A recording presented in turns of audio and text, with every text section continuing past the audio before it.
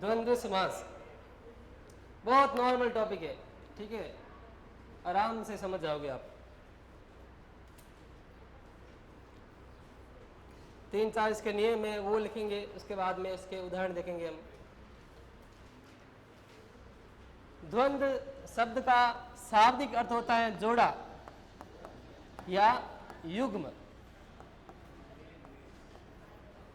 तो इस समास में जो शब्द आएंगे वो जोड़े से आएंगे, ठीक है। तो लिखो आप द्वंद्व समास का, सॉरी, द्वंद्व शब्द का, द्वंद्व शब्द का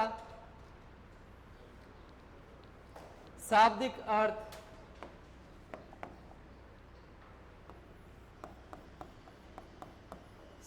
अर्थ युग्म ऑब्लिक जोड़ा होता है। युग्म ऑब्लिक जोड़ा होता है। हमने पीछे पढ़ा था किस समास का प्रथम पद प्रधान होता है? अविभाव का। द्वितीय पद किसका प्रधान होता है? तत्पुरुष का। द्वंद्व समास में दोनों पद प्रधान होते हैं, ठीक है। देखो आप, द्वंद्व समास के दोनों पद प्रधान होते हैं, यानी दोनों का महत्व बराबर होता है। द्वंद्व समास में दोनों पद प्रधान होते हैं।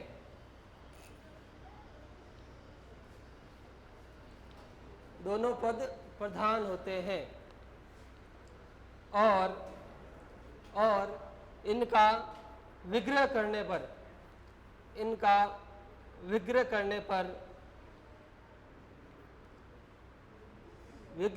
पर संयोजक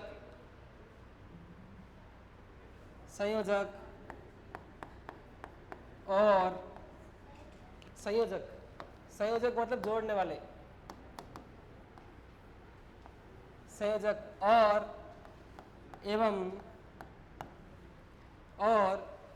एवं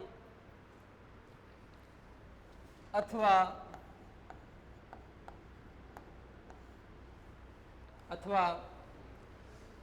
और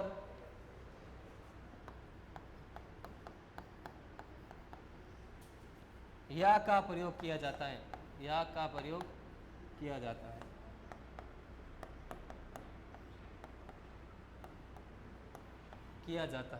मतलब इसका समास विग्रह करेंगे तो दोनों शब्दों के बीच में ये शब्द आएंगे, या तो और आएगा, या एवं आएगा, या अथवा आएगा, और या फिर या आएगा। आगे लिखो, पॉइंट नंबर कितना 3 है, कितना लिखो। सामासिक पद में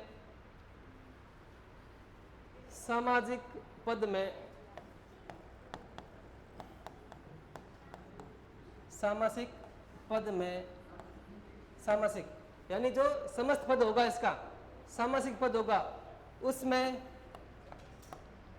प्राय योजक चिन्ह का प्रयोग होता है। योजक चिन्ह क्यों है? माइनस आलो, ठीक है। शब्दों के बीच में योजक चिन्ह का प्रयोग किया जाता है। बहुत ही सरल समास है, बहुत ही सरल। इन प्रश्न आने की बहुत कम संभावना है, लेकिन है आगे जन थे गारंटी आते कर लो, ठीक है। 3 नियम याद रखना। इसके दोनों पद प्रधान होते हैं, और अगर इनका समास विग्रह करेंगे तो इन शब्दों का प्रयोग किया जाता है, और एवं अथवा और या। आपको करना है शब्दों को देखकर कि इसमें कौन सा फिट बैठता है चारों में से। और सामासिक पद में प्राय योजक चिन्ह का प्रयोग किया जाता है, ठीक है। यानी इस चिन्ह का प्रयोग बीच के शब्दों में रहता है, लेकिन कभी कभी इस चिन्ह का प्रयोग नहीं भी किया जाता, ठीक है। तो इसके उदाहरण लिखो आप।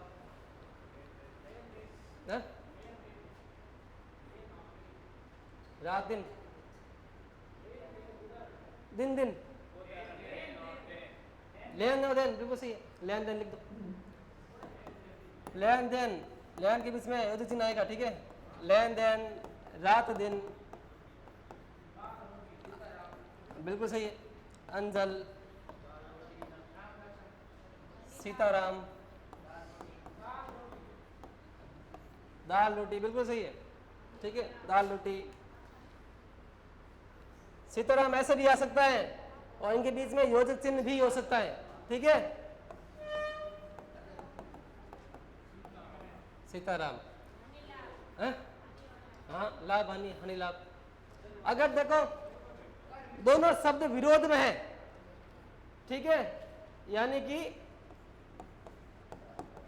थोड़ा बहुत, तो इनके बीच में ज्यादातर या का प्रयोग किया जाता है, या अथवा। अगर दोनों शब्द विरोध में है तो, ठीक है, थोड़ा या बहुत, ठीक है, लिखो आप, आसपास, आसपास आदि, क्रय और विक्रय, जल और वायु, ठीक है। अब देखो कुछ शब्द आते हैं जो संधि होकर भी आते हैं इसमें, जैसे कि शब्द है धर्म अधर्म, धर्माधर्म। अब आपको इसमें पता करना होगा कि कौन सा समास है, ठीक है। ये दो शब्द हैं जिनके बीच में संधि हुई है, धर्म और अधर्म। तो शब्द ऐसे भी आ सकता है, याद रखना, समास में द्वंद्व ही होगा, तो शब्द होगा धर्म और अधर्म, धर्म और अधर्म, संधि होकर ये शब्द बना है। देखो आ के साथ में आ जुड़ा तो बड़ा आ बन गया, ठीक है, ये याद रखना आप इस विशेष तौर पर। और लिखो भाई बहन लिख दो, गौरी शंकर लिख दो, गौरी शंकर लिखो, माता पिता लिख दो, गौरी शंकर। एक शब्द और आता है धनुर्बाण,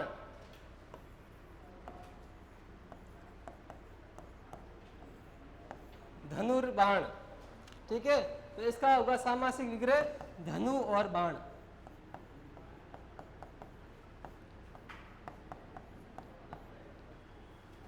और कभी कभी ऐसे शब्द भी आते हैं जिनके बीच में संयोजक चिन्हों का प्रयोग ना करके उसके एंड में किया जाता है, जैसे कपड़ा लत्ता, आप लिखो कपड़ा लत्ता, हाँ, कपड़ा लत्ता, तो उनका समास विग्रह करेंगे तो आएगा कपड़ा लत्ता आदि।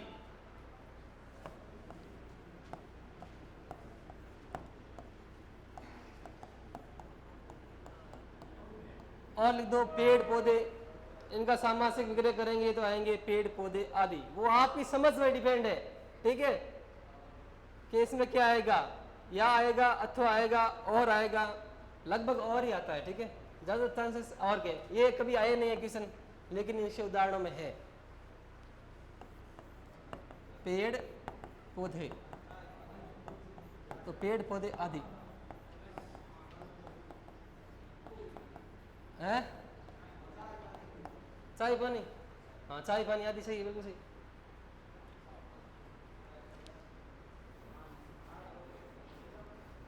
अपना और पर्याय लिख दो, ठीक है, बहुत सारे उदाहरण है, ठीक है। याद रखना इसमें दोनों पद प्रधान होते हैं। प्रधान मतलब कैसे है कि दोनों पदों का महत्व बराबर है। धनु और बाण, धनु अपने में शब्द है और बाण अपने में शब्द है, दोनों एक दूसरे पर डिपेंड नहीं है, ठीक है, ये ध्यान रखना, ठीक है। इसके बहुत सारे उदाहरण है, भले ही बोल दो, तीन चार, एक अनुदय है, हाँ, ठीक है, खाना और पीना, माता और पिता, भाई और बहन, के प्रयोग से है, रुपया पैसा, सही है, रुपया पैसा आदि, बिल्कुल सही, ठीक है। इसके बहुत सारे उदाहरण है, ये बहुत सरल ही है, ठीक है। अगला लिखो आप द्विगु समास, द्विगु समास इससे भी सरल है।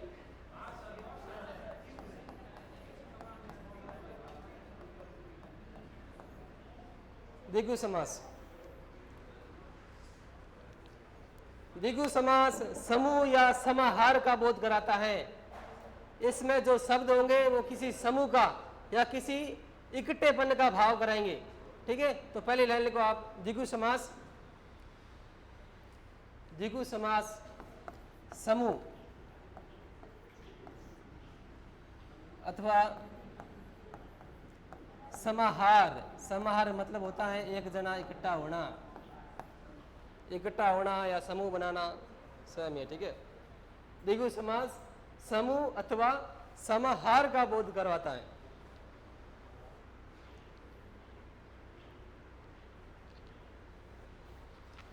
और दूसरी इसकी सबसे बड़ी विशेषता है कि इसका प्रथम पद हमेशा संख्यावाची ही होगा। ठीक है, हाँ लिखो आप, इसका प्रथम पद प्रायः संख्यावाची विशेषण होता है। इसका प्रथम पद हमेशा संख्यावाची विशेषण होता है। संख्यावाची विशेषण होता है।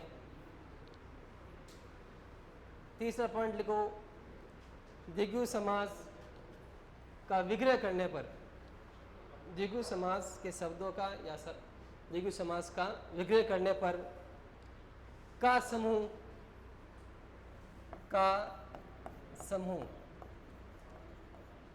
अवलेख का समाहार, का समूह, का समाहार आदि पदों का प्रयोग होता है। आदि पदों का प्रयोग होता है। आदि पदों का प्रयोग होता है। बस ये 3 नियम याद है तो ये पूरा नियम याद है, पूरा समास याद है।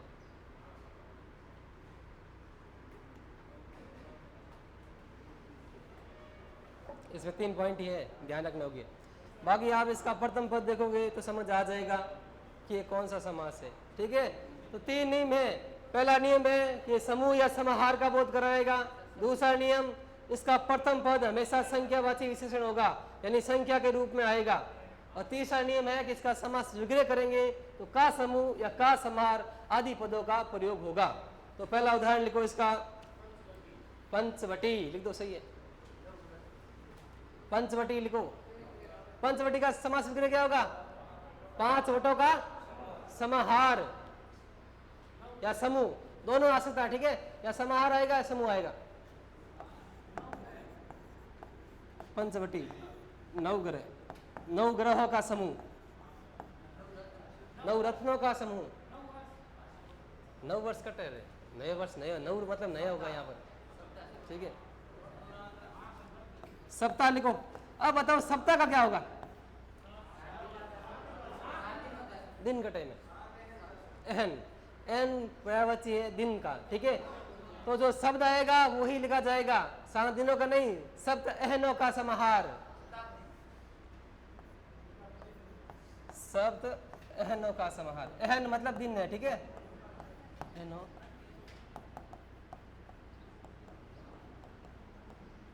शताब्दी कहीं हुई बताओ? शताब्दी, सप्त अब्दों का समाहार। ठीक है, आगे लिखो आप त्रिभुज। त्रिभुज में कहीं आई? 3 भुजों का समूह या समाहार।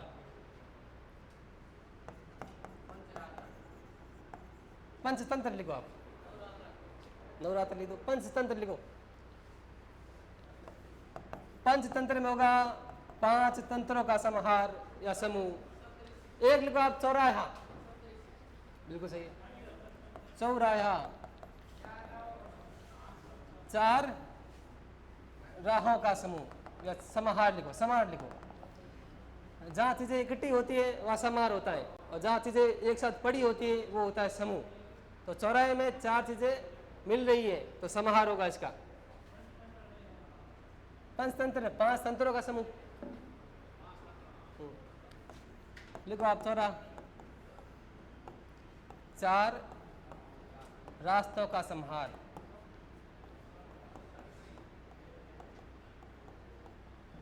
चार, सही, बिल्कुल सही, सही बताओ भाई। इसका समास विग्रह करो। सत सही, 700 का समाहार, बिल्कुल सही। लिखो सत सही। सत सही में 700 यानी 702 होते हैं तब वो सत सही होती है। तो सत सही में 700 का समाहार।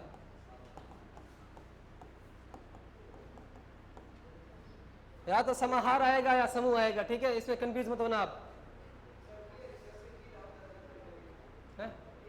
घनानंद, धनानंद तो कौन तो वही हो। तो अब देखो एक शब्द आता है दोपहर, और एक शब्द है, शब्द कौन सा शुद्ध है बताओ? ये शुद्ध है, अशुद्ध है, अशुद्ध है?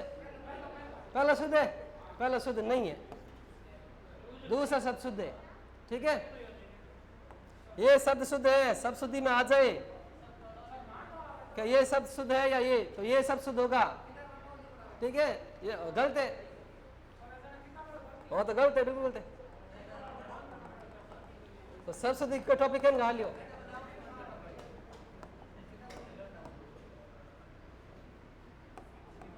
लिखो आप दोपहर, दोपहर लिखो, दो पैरों का समाहार।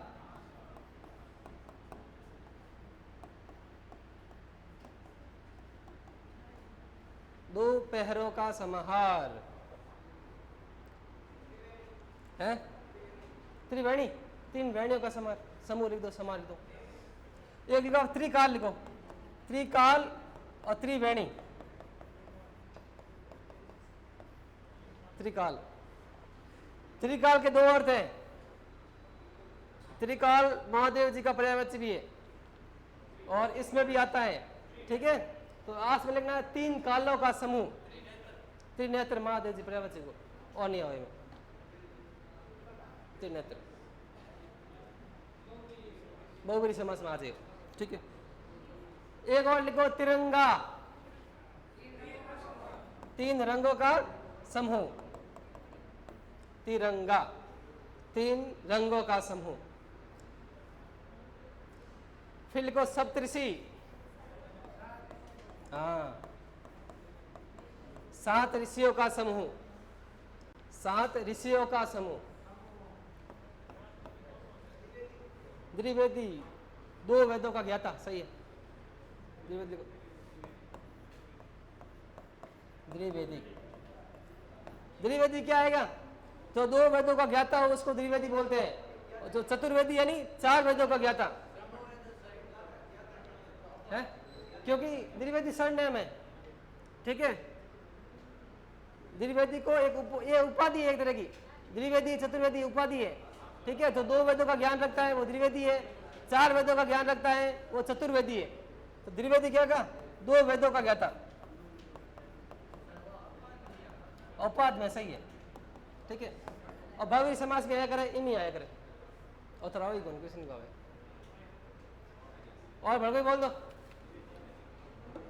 पंचामृत लिखो आप, पंचामृत किशन अटके आवेला, अगर इमा आगो तो किशन अटके आवेला, बिल्कुल सही है। नहीं, चौमास बहुवरी समास उदाहरण गलत है। चौमासा मतलब समझो, लेकिन यहाँ विशेष अर्थ निकल रहा है, जहां विशेष अर्थ निकलता है वहां बहुवरी समास होता है।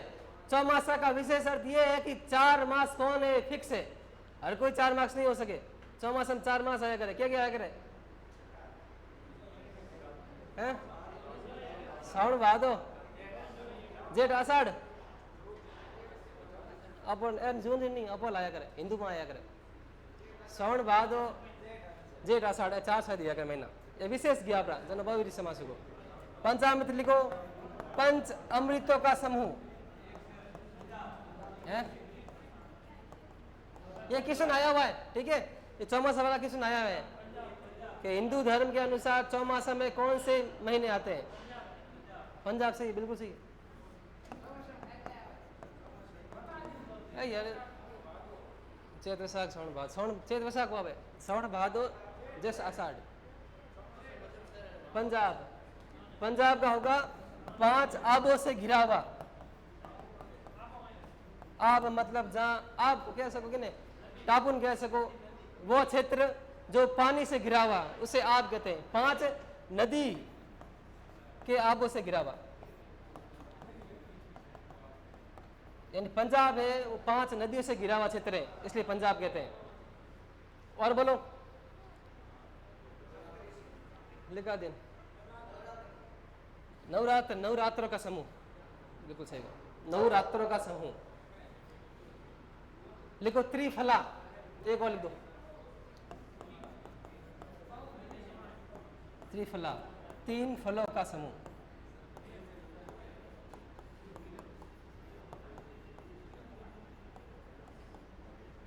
तीन फलों का समूह। अब एक शब्द और है, समास का नाम ही है, ठीक है। अगर ये शब्द आ जाए कि द्विगु समास में द्विगु शब्द में कौन सा समास है? हाँ, इसका अर्थ होता है दो गायों का समूह, ठीक है। तो द्विगु समास में नहीं, द्विगु शब्द में द्विगु समास ही है, ये याद रखना। लिखो आप, दो गायों का समूह,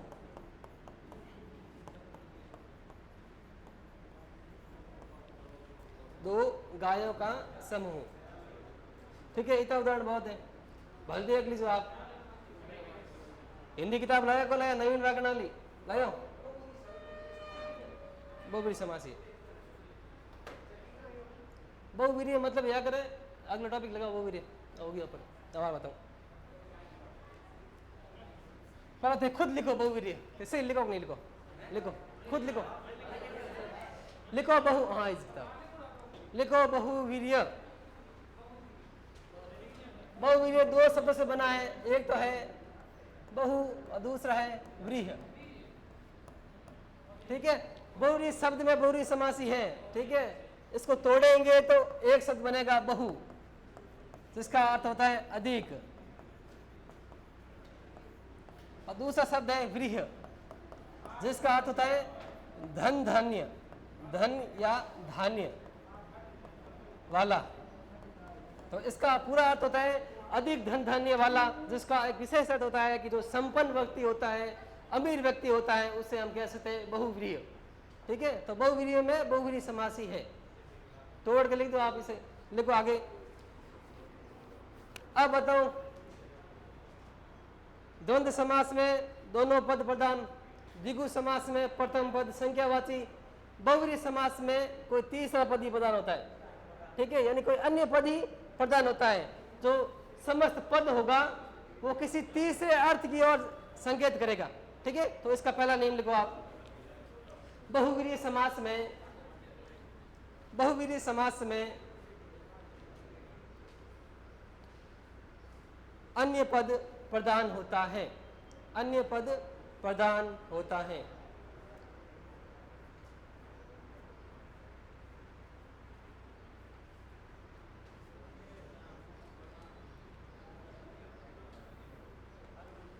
देखो, इसका समस्त पद, इसका समस्त पद,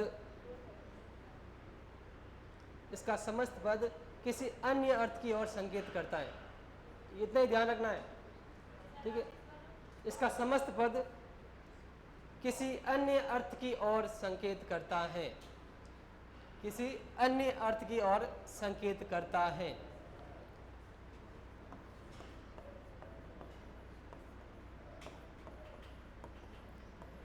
फिर ये लिख दो आप, बहुव्रीहि, बहुव्रीहि को तोड़ो, ठीक है। बहु का मतलब होता है अधिक, बहुव्रीहि मतलब धन धान्य वाला, जिसका तीसरा अर्थ निकलता है संपन्न व्यक्ति, ये लिख दो आप।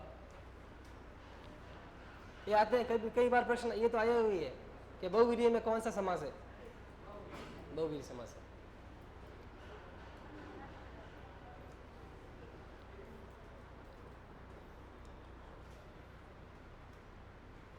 इसकी एक ट्रिक है कि जितने भी देवी देवताओं के पर्यायवाची है वो इस समास में आएंगे, ये सीधी ट्रिक है। जितने भी देवी देवताओं के पर्यायवाची है, ठीक है, वो इसमें आएंगे। तो पहला शब्द लेते हैं हम गजानन, गणेश जी शुरुआत करो। सॉरी, पहले एक नियम लिखो, सॉरी लिखो नियम। इसका समास विग्रह करने पर,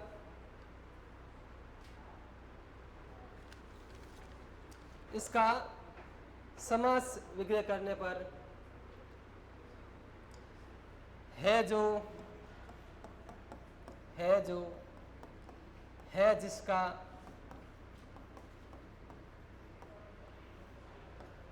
है जो, है जिसका,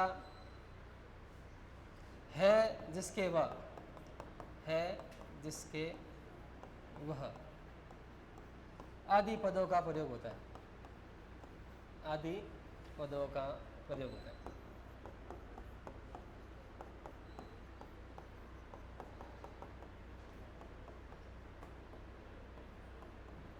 आदि पदों का प्रयोग होता है, ठीक है। यानी समास विग्रह करेंगे तो शब्दों के बाद में ये शब्द आएंगे कि है जो, है जिसका, है जिसके वह। ठीक है, तो पहला शब्द लिखो गजानन, गजानन। अब बताओ मेरे को गजानन में कौन सी संधि है, की संधि है, दीर्घ संधि है, दो शब्द है, गज धन आनन। आनन का मतलब क्या होता है, मुख, मुख आनन। ठीक है, तो इसका समास विग्रह करेंगे तो क्या बनेगा, गज का आनन है जिसका, गज का आनन है जिसका, कौन है वो, गणेश जी। तो तीजो इसका निकलियो गणेश जी। ठीक है, इसलिए इसमें अन्य पद प्रधान है, यानी जो समास विग्रह होगा उसमें बस इसका विस्तार होगा, लेकिन अन्य अर्थ होगा गणेश। देखो आप, गज का आनन है जिसका, और इसका अन्य अर्थ है, कोष्टक में लिख दो गणेश। त्रिनेत्र सही है, त्रिनेत्र लिखो, तीन है नेत्र जिसके, कोष्टक में लिखो शिव। प्रधान है जो मंत्री, प्रधानमंत्री कर्मधारय समास उदाहरण है। ठीक है, कर्मधारय माई, वो ऑप्शन में डिपेंड करे। ठीक है, प्रधानमंत्री है, पीताम्बर है, ये ऑप्शन पर डिपेंड करते हैं, उसको नियम में बाद में लिखाऊंगा ये। हाँ, घनश्याम है, बिल्कुल सही है, घनश्याम, पीताम्बर, प्रधानमंत्री, इसका नियम अलग ही है पूरा। तीन नेत्र लिखो, तीन है नेत्र जिसके, आगे लिख दो कोष्टक में शिव। तीन है नेत्र जिसके, कोष्टक में लिखो शिव भगवान। 10 है आनंद जिसके, रावण,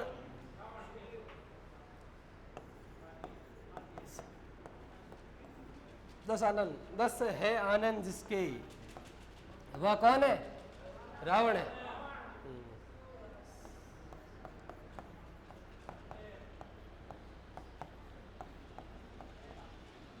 वो है रावण, कोष्टक नाम लेना। ठीक है, तीसरा यही है।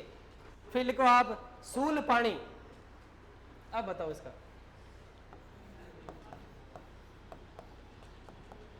सूल पानी हो चो का शब्द है कहीं, पानी को मतलब कहीं है, पीने वाला पानी, तो हाथ। ठीक है, ब्याह वैजन एक संस्कार या करे, पानी ग्रहण संस्कार, अपो इन मावड़ी को हथ लेवो। ठीक है, तो पानी मतलब हाथ। ठीक है, तो कहीं सूल है पानी में जिसके, वह कौन है, किन हाथ में सूल है, सूल मतलब त्रिशूल, शिव जी। ठीक है, देखो सूल है पानी में जिसके, वो कौन है, शिव जी। लंबा है उधर जिसका, उधर मतलब पेट। हाँ, लंबोदर में की संधि है, बताओ मैंने, यण संधि कट आ जाए, यण संधि में यवर आया करे बीच में, इनमें कट यवर है, गुण संधि है। ठीक है, लंबोदर देखो आप, लंबा है उधर जिसका, उधर जिसका, आग लिख दो गणेश। महावीर किन कहे, हनुमान, सही, महावीर। महावीर कर्मधारय समास में भी आता है, महान, वीर की विशेषता है, महान है। ठीक है, देखो महावीर, हनुमान जी के दो हैं, एक तो महावीर है और एक होता है वज्रदेह, वज्रदेह। यहां पर लिखो महान है जो वीर, आगे लिख दो हनुमान जी लिख दो, ज्यादातर हनुमान जी है, महावीर विक्रम रंगी। ठीक है, तो वज्रदेह, वज्र के समान है जिसकी देह, वज्र के समान है जिसकी देह, ये भी हनुमान जी है। ठीक है, वज्रदेह, कोष्टक में हनुमान लिखो आगे।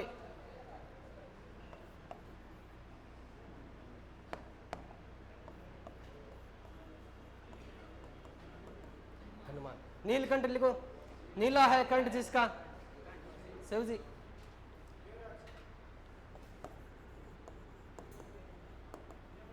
नीलकंठ, यानी कि ये सारे भगवान के ही प्रवचन हैं लगभग।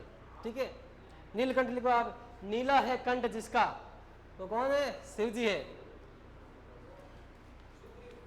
सुग्रीव, सुंदर है ग्रीवा जिसकी, बिल्कुल सही है।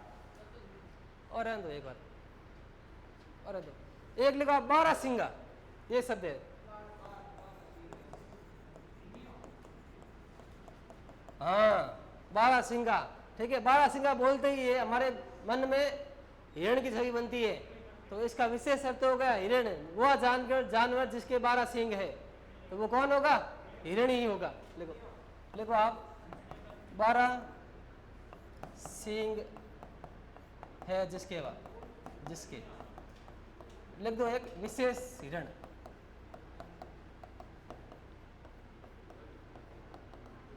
एक शब्द और लिखो आप, कूप मंडूक।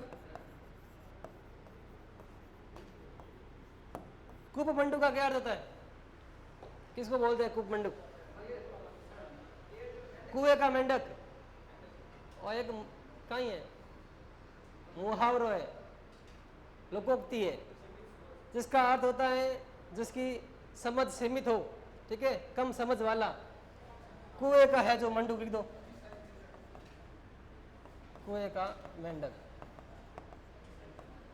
है जो, यानी उसकी दुनिया क्या है? बस कुआं ही है। उसको इतना ही पता है कि जो मेरी दुनिया है, संसार है, बस ये कुएं के अंदर ही है, कि बाहर कुछ नहीं है। यानी जिसका ज्ञान सीमित होता है उसको बोलते हैं कूप मंडूक। आगे कोष्ठक में लिखो, सीमित ज्ञान वाला।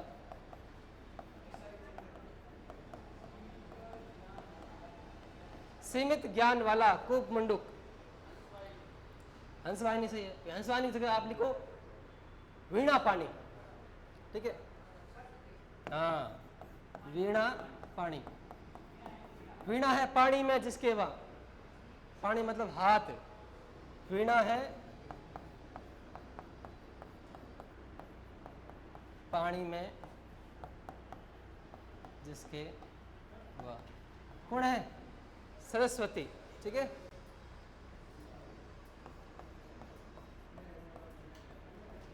ठीक है, इसको आप हंसवाहिनी भी लिख सकते हो। हंसवाहिनी लिखोगे तो इसका समास क्या होगा? हंसवान जिसका वह। देखो आप, हंस वाहनी, हंस है वाहन,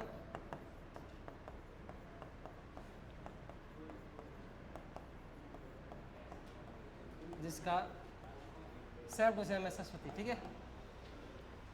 और बोलो, एक शब्द और है, ठीक है। इसको आप एक बार दिमाग लगाना कि शब्द बना क्यों है, ठीक है। ये पर्यायवाची है, शब्द है मुरारी। ये मुरारी शब्द है, वो बहुब्रीहि समास का उदाहरण है। मुरारी क्यों नहीं बोले? क्यों बोले? कटे, मुरली कटे में, मुरली कटाई में। हाँ, यानी कि कृष्ण भगवान ने एक मुर नाम के राक्षस का वध किया था, ठीक है। तो ये शब्द बना है मूर्धन अरि।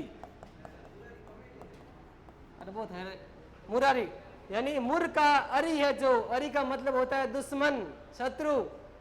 वो कौन है? कृष्ण भगवान है, ठीक है।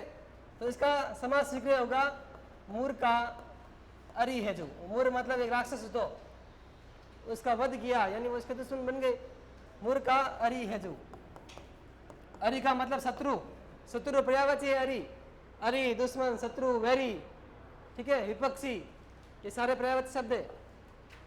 मूर का अरि है जो, यानी कृष्ण भगवान। इसी तरह एक और शब्द है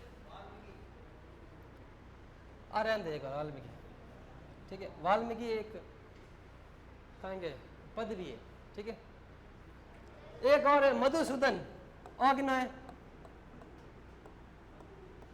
ये सेम टू सेम ही है। मधु नाम का एक फिर राक्षस था, उसका सुदन किया, यानी वध किया।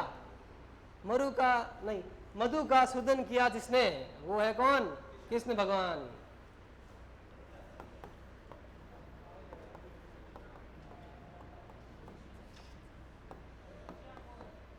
बिल्कुल सही है, किया जिसने।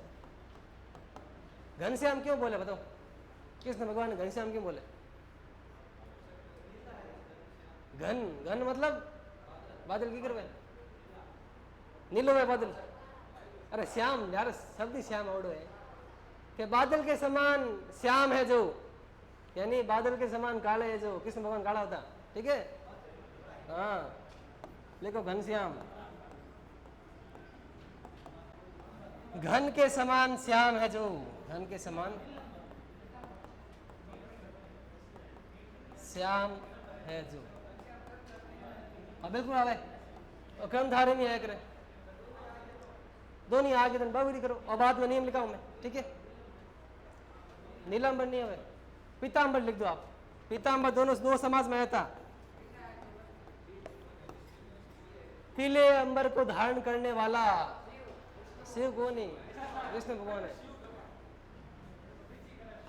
देखो, पीले अंबर धारण करता है जो, यानी विष्णु भगवान कह सको और कृष्ण भगवान भी कह सको, ठीक है।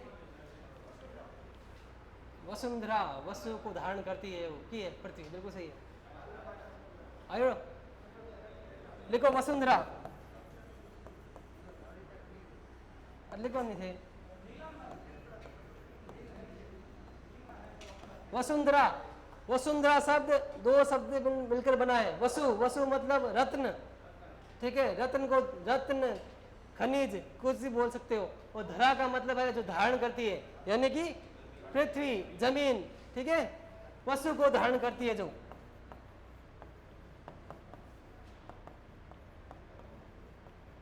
करती है जो। चाहे पृथ्वी लिख दो, चाहे जमीन आओ तो जमीन लिख दीजिए। पृथ्वी भूमि, ठीक है। यानी इसके पर्यायवाची है सब। और कोई बड़ा है? वीर, वीर उदरेंद्र कर। चंद्रचूड़ लिख दो आप। चंद्रचूड़, चूड़े पे है चंद्र जिसके वहां। कौन है? शिव जी।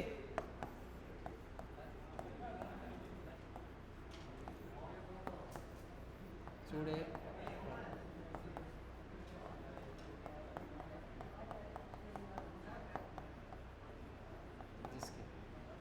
जिसके, चूड़े पर चंद्र है जिसके। एक हमारे कृष्ण आया हुआ है, वो एंड है हमारा, ठीक है। वो शब्द है अंशुमाली।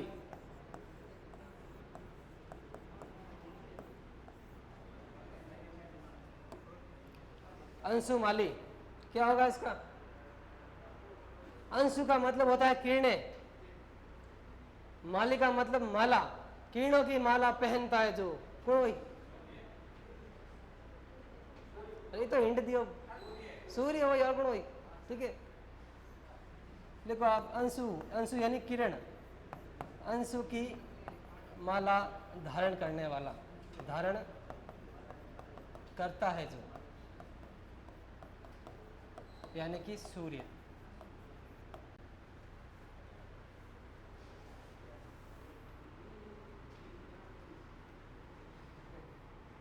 और कोई शब्द हो तो बोलो।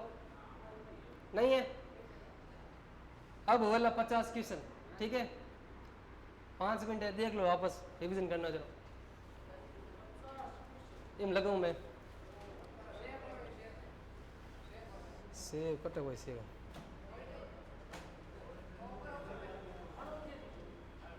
अटे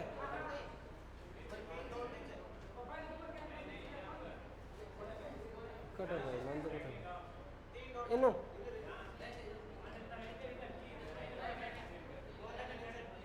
अच्छा ओ है जगह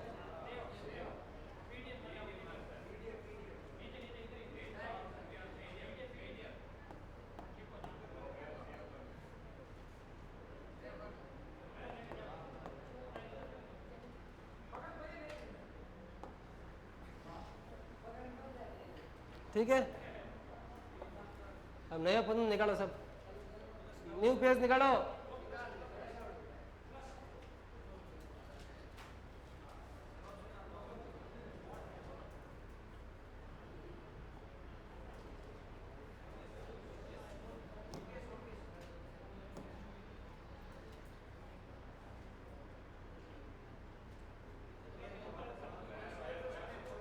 फिक्र हो रही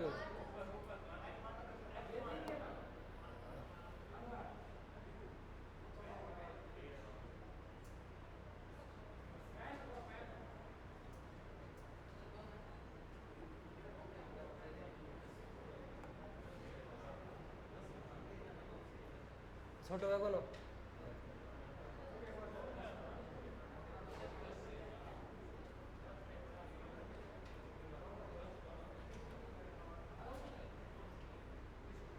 क्वेश्चन है पर दस्तक करो ठीक है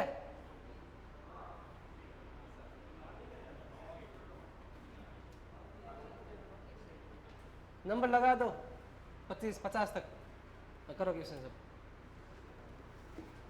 जगह लिखो या उम्मीद क्वेश्चन है लगभग ठीक है करो हाँ थे उधर लिख दो ना बस उधर लिख दो बस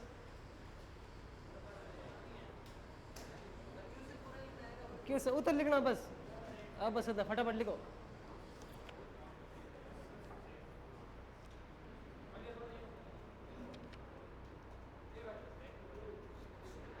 ये तो ये शब्द आया दोपहर